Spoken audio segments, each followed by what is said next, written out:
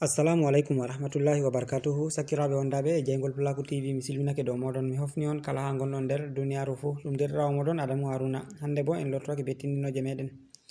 Tindinore nde garɗen en tindina hande ɗum tindinore deide ko larani hala Facebook. Mi tammi en ɓayri e tindingo hala Facebook. Ɗuɗɓe nder moɗon ɗo pe'inanami ƴami ko larani hala Facebook. Mi tawi hande hani mi jaabo ƴami moɗon meɗo ha nder chaine meɗen yugo deide. Ɗuɗɓe nder moɗon ɗo ƴamami isin jamol meɗo. Ɗum probléme bo ɗum ɗuɗɓe nder meɗen gidata. Tammi ɗuɗɓe nder moɗon pe'inani mi ƴami man ɗo, mi tawi hani mi jaabo ɗum nder chaine meɗen Jaygol Pulaku TV YouTube banta mi matini en. Ɗum gole woni ƴamol man ma bo probléme ɗum ɓe gidata. Ɗuɗɓe nder moɗon ɗon bolwana mi mbiyami yake feere nasta nder Facebook muɗum yi'a goɗɗo ko sobajo muɗum mo anduno yiɗi yerɓanamo invitation ɗo, wara yerɓa invitation may ɗo, sei mi wiya ɗum nombre himɓe ɓe o watta amiteku ha Facebook heewi. Ɗum wiyamo himɓe maɓɓe heewi, mi tammi on no pamanayam. Jotta ka warta wala no o yerɓirana goɗɗo invitation, ma bo goɗɗo o tawa goɗɗo yerɓonoymo invitation amma o yiɗi ha o accepta invitation may, to wari ha o accepta ɗo ɓe wiyamo fotai o accepta invitation may ɗo, ngam ko waɗi nombre de himɓe ɓe o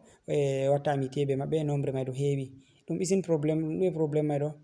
ko watta ɓe gatta ko yiɗugo ɓe isin probléme may ɗo, e no goɗɗo watta régla probléme may ɗo. Ɗum ƴamol ngol ɗuɗɓe nder moɗon waɗi ko ƴamgoyam. E to goɗɗo yiɗi deide usta nombre amin muɗum no ustirta ɗe, arande may kamma en andi Facebook to ɓe hokkete nombre deide himɓe ɓe a watta amitié ko yerɓama invitation a accepta, ko an a yerɓana goɗɗo o accepta ɗo, ɗum himɓe ujune njowo. Himɓe ujune njowo on a sobirta deide ha Facebook on gonata ami en. Ɗon kuje ma ɗo ɗum feridiri, himɓe on sendidirayi ɗum. A wawan a wona ami be goɗɗo ha Facebook, a wawan bo a waɗa following mako, jotta kam a abona ha compte mako. A tawan ɗon yimɓe woɓɓe feere en ɗo ko a yerɓani ɓe invitation ɓe accepti ɗo, na on gewtidan be maɓɓe. Goɗɗo to on gewtitata be muɗum bo wala nafu a wi'a a wonan ami be mako. Ndigga to a aboni ha kuje ɗo compte mako man tan, to a aboni to ɗum publicité ji publication ji mako fottantama, isin to publie vidéo ko ɗum bindi ko ɗum hunde feere ko ɗum photo o publie ɗo to fottanma a dinga larugo publication ji mako, to hani a abona ha compte mako may tan, ta a wi'a a yerɓanaymo invitation, ngam ko a yerɓanimo invitation ɗo na on gewtida ɗo, a yika wala deidei nafu.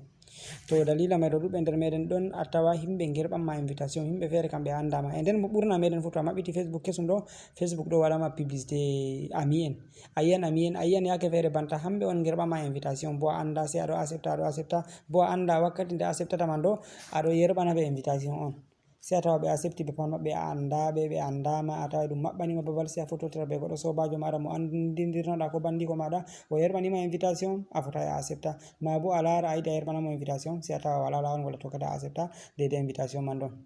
To dalila may ɗo mi wari ha mi tindinore nede hande, to ni ami en maɗa man kewi a tawi deide himɓe ɓe gerɓanta invitation heewi, ɗon lawol ngol a tokkata a sufta deide himɓe ɓe a anda fu ko ɓe wala alaga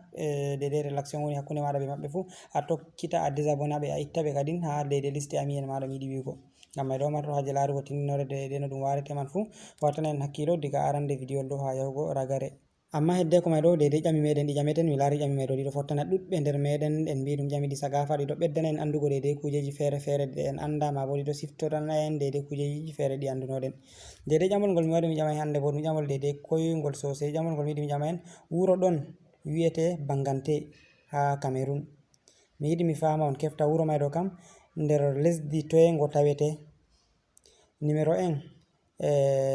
Douala, lesdi Douala. Numéro 2 Bafoussam, mana lesdi Bafoussam.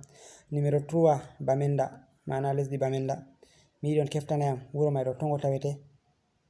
Douala na, Bafoussam na, malla Bamenda, wuro wiyetengo Bangante. Ngam may ɗo kabde deide ɓen anduɓe fu kabda mindana en les babal commentary, to a anda bo fondu yugo est ce que a heftan wuro wiyetengo Bangante ɗo kam nder région toye ngo tawete, ɗum maral lesdi toye, lesdi Douala na, Bafoussam na, malla Bamenda. Ngam may ɗo miɗo reni jawabu moɗon les babal commentary, mi tan mi hokkugo jawabu latiɗum sahihi, ma bo mi wi'a laɓɗum bo ha ragare deide vidéo wol may ɗo. Ngam may ɗo on jarama, tambilon be surutu e dille nder vidéo wol may ɗo tindinore may ɗo genna ɗum tammi salorago. Amma hedde ko may ɗo miɗo toro deide kala ɓen ɓe abonayi fu ta gejjite warugo les ragal jungo moɗon nyamo ha bindi bodeji ɓe vindi 𝑭𝑗𝑛𝐺𝐷 on gara on mema dow maji banni, ɓawa to on memi dow maji on dari alama kungel feere wari banta alama lenguru, sei on mema dow magel banni, ɓawa to on memi dow magel on dari ko garti hankon taton, sei gar on mema ngel dow, to ɗon hokkata on deide kala nde min gerɓi vidéo kesol fu on darangol be koyɗum. Nonnon tan gejjite warugo deide ha alama kolel like ɗo, on gara on mema dow magel, to on memi dow magel on gingel garti amble ɗo on hollata deide vidéo may ɗo ngol fottani on. Ta gejjite warugo ha les babal commentary on accana min commentary je encourage laccata min heɓa min ngada ko waddunogon vidéoji tilimɗi nonnon min ɗo toro on tan gejjite warugo dede ha babal alama sharing ma bo partager ɗo on partage lien vidéo mai ɗo ha nder groupe ji moɗon WhatsApp, Facebook, Telegram e ko nandi be majum heɓa sakiraɓe ɗuɗɓe nasta ndara mbotoro be majum.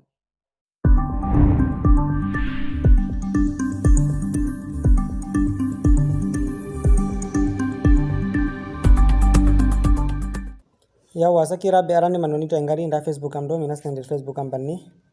ɓawo to mi nasti nder Facebook am ɗum maɓɓitake nda dede publication ji yimɓe ko nandi be majum mi tammi on dari arande man ɗo ma to a yiɗi a lara a nasta Facebook maɗa a yiya nombre ami en maɗa himɓe ɓe a sobiri nder Facebook ɗo kam a yiya ɗum himɓe noye en mbi Facebook hokkete himɓe 5,000 on a sobidirta ha Facebook a fota yaɓura himɓe dede 5,000 a lara a yiya ɓe kewi na ɓe kewai to ɓe kewi ma lawol ngol tokkata ɗusta ɓe to mari haje non mai ɗo sai a wara dede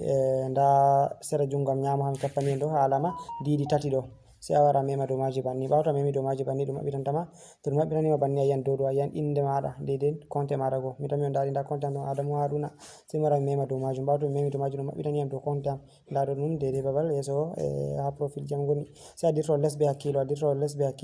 sai to a wari dede nda ɗo nda ɗum ɗo ha mi cappano en haɓe kolli ami dede ami en am nda nombre ami en am miɗo mari 4984 ami himɓe 9,994 a laari himɓe 11 tan haɗi hedde ko liste de nombre ami en amɓe mi sobidiri ha Facebook ɓe kewa to mi ɓeddini himɓe 16 ɗo gerɓani am invitation mi acceptini wartan ɓawo ɗon ko mi yiɗi mi yerɓana goɗɗo invitation ɗum wattako to an ma lawol ɗo on a tokkata wara lara nombre de himɓe ɓe sobidiri ha Facebook e noy to a yiɗi a ɗusta woɓɓe jotta kam a yi goɗɗo sobajo maɗa a yiɗi a yerɓanamo invitation ko goɗɗo yerɓanima a yiɗi a ittamo lawol ngol a tokkata waɗa to a mari haje majum ɗo a waran a mema dow ha ɗo mai haɓe windi ami man ɗo ha ami en maɗa man a wara a mema dow majum banni ɓawo to a memi dow majum sai a dirto less be hakkilo bon nda himɓeji maɗa mi yiɗi wiugo nda himɓeji maɗa ɓe pat maɓɓe sai a sufta goɗɗo dede mo giɗɗa ittugo mai ɗo kala goɗɗo mo giɗɗa ittugo fu sai a sufta numéro e compte mako sai a désabonnamo ma bo mi wi'a ittamo jotta exemple accuwa mi lara goɗɗo goto mi fonda waɗira ngon misalu mi itta ɗum nder liste de ami en am ɗo jotta en gaɗu nda misalu nda oɗo ɗo Abdou Umaru Mairamu Abdou mi tammi on dari to mi yiɗi mi ittamo ɗo sai mi wara mi mema dede ha toɓɓum taton ɗo je woni yeso dede inde mako man ɗo mi tammi on dari nda ɗo ha toɓɓum taton ɗo sai a wara mema dow makon banni ɓawo to a memi dow makon ɗum waddanima banni a laran less ha seto ragarewol bindi boɗeji ɓeɗo windi retiré Abdou Ousmane Abdou de ami retiré Abdou Umaru 𝑭𝑨𝑚𝑦 ami mi tammi on dari ha catol ragarewol ha ɓe windi bindi boɗeji ɗo mi tammi a lari sai a wara a mema dow majum tan to a wari to a memi dow majum banni ni to mi memi dow majum ni a lari ɓe gaddaniyam mi confirma ɓe nda ɗo taw dabo ɓe ɗo ƴamtoyam mi yiɗi mi ittamo dede mi yerdake mi ittamo dede ha nder liste ami en am na to mi yerdake ni sai mi mema dede confirmé ɗo to mi memi dow confirmé ɗo ni diga ɗon mi ittimo dede nder liste ami en am ɗo ɗon a tokkata goto a ɗusta ɓe pat dede ɓen ɓe on ngala relation feere hakkunde maɗa be maɓɓe fu ɗon a tokkata dede a itta ɓe ngam mai ɗo min na mi maru haje ha mi ittamo mi waru tan ha mi holla on to mi memi mi confirmini ɗum ittake an ma to a memi dow confirmé ɗo ni diga ɗon ɗum ittake ɗe on dede tindinore famarde nde mi accuwa mi wara mi tindinen yugo ɗuɓɓe nder moɗo ƴamtimi dede non mai ɗo no ɗum warete ni tan min pami sakiraɓe ngam mai ɗo on jarama nonon ko larani jawabu ƴamol ngol ƴamde en ƴami wuro wi'etego Bangante ha lesdi Cameroun goɗo tawe nder maral lesdi Ndiyeri en mbi arande man Madouala deuxiéme man bo 𝑭𝑨𝑚𝑣𝑒 troisiéme man bo Bamenda yawwa ngam mai ɗo miɗo matina jawabu labɗum mana latino sahi ɗum nder maral 𝑭𝑨𝑚𝑣𝑒 Bangante ɗo ɗon tawe dede nder maral 𝑭𝑨𝑚𝑣𝑒 wato l'ouest mi tammi on pami sakiraɓe ngam mai ɗon jarama dede ɓe winduɓe 𝑭𝑨𝑚𝑣𝑒 fu ɓe kefti ɓe winduɓe Douala ko Bamenda bo miɗo matina on keftayi miɗo yelo on keftai dede ha ƴamol meɗen tammingol warugo yeso ngam mai ɗon jarama derɗirawo moɗon Adamu Haruna tan gejjite partage go lien vidéo mai ɗo sai to en potti ha tindinore tamminde warugo yeso. Assalamu alaikum.